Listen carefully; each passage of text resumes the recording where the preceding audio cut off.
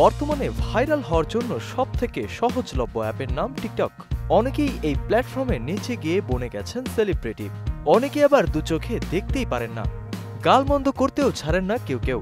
2020 সালের একটি ঘটনা, তখন ডোনাল্ড ট্রাম্প মার্কিন প্রেসিডেন্ট থাকাকালীন টিকটককে দিতে চেয়েছিলেন নিষেধাজ্ঞা, তবে তখন আদালতের কারণে সেটি সম্ভব হয়নি তার পক্ষে। 2020 সালের ট্রাম্প আর 2024-এর ট্রাম্প গাইছেন কিছুটা ভিন্ন সুরে।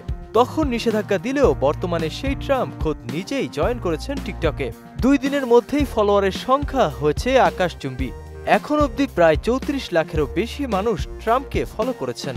গত শনিবার রাতে নিজ অ্যাকাউন্ট থেকে একটি ভিডিও পোস্ট করেছেন ট্রাম্প। সেখানে ট্রাম্পকে নিউ জার্সি অঙ্গরাজ্যে অনুষ্ঠিত মিক্সড মার্শাল আর্টস লড়াই UFC 302-এর দর্শকদের অভিবাদন জানাতে দেখা যায়। তবে লোকমুখে শোনা যায় আসন্ন নির্বাচনের প্রচার প্রচারণার লক্ষ্যেই এই টিকটক অ্যাকাউন্ট খুলেছেন ট্রাম্প। ওয়ালটন ফ্রিজ কিনে অনেকের মতো আপনিও হয়ে যেতে পারেন মিলেনিয়াল, সেরা পণ্যের সেরা অফার।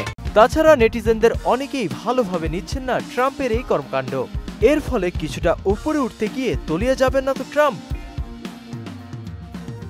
নাসিমুল বারী, সৌরভ, মোহনা ডিজিটাল।